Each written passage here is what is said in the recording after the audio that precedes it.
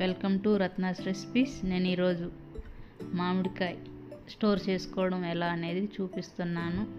Season అయిపోతుంది కదా, అందుకని పచ్చి మామిడికాయలు, అంటు మామిడికాయలు తీసుకొని ఇలా రెడీ చేసి స్టోర్ చేశాను. డీప్ ఫ్రిడ్జ్లో పెట్టుకోవచ్చు. ఇట్లా ఇప్పుడు చేసే విధానం చూద్దాం. ఇక్కడ ముందుగా మామిడికాయలు కడిగి అట్లా తొక్క తీసి తురుముకోవాలి.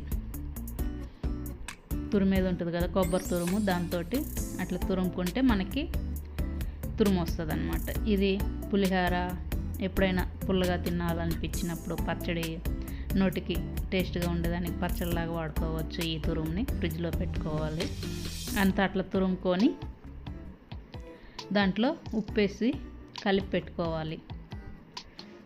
మన కల్లుప్పు ఉంటుంది కదా, అది మిక్సీకి వేస్తే పౌడర్ లాగా వస్తుంది. ఆ పౌడర్ని ఇట్లా మామిడికాయ తురుములో వేసుకొని కలుపుకొని డబ్బాకి పెట్టుకుంటే మనకు సంవత్సరం అయినా కానీ పాడవకుండా ఉంటుంది. మనకి ఎప్పుడు కావాలంటే అప్పుడు ఈజీగా తీసుకొని వాడుకోవచ్చు. అంతా అట్లా కలుపుకొని డబ్బాలో స్టోర్ చేసుకోవాలి.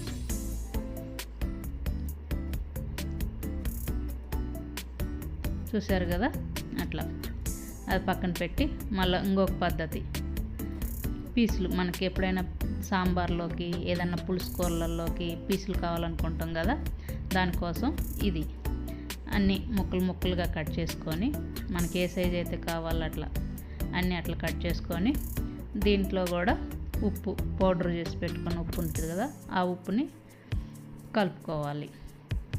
అంతా అట్లా కలుపుకొని ఇది కూడా డబ్బాలో ఎత్తి పెట్టుకొని డీప్ ఫ్రిడ్జ్లో పెట్టుకోవాలన్నమాట. డీప్ ఫ్రిడ్జ్లో పెడితే మనకి ఇట్లా ఐస్ అయ్యిద్ది అన్నమాట. ఇది 2 రోజుల తర్వాత చూపిస్తున్నాను కదా. అట్లా మనం ఏ కూరలలో అయినా, పులుసు కూరలలో వేసుకోవచ్చు, పచ్చడిలాగా వాడుకోవచ్చు, దేంట్లో అయినా వేసుకోవచ్చు. 1 ఇయర్ వరకు పాడవకుండా ఉంటుంది.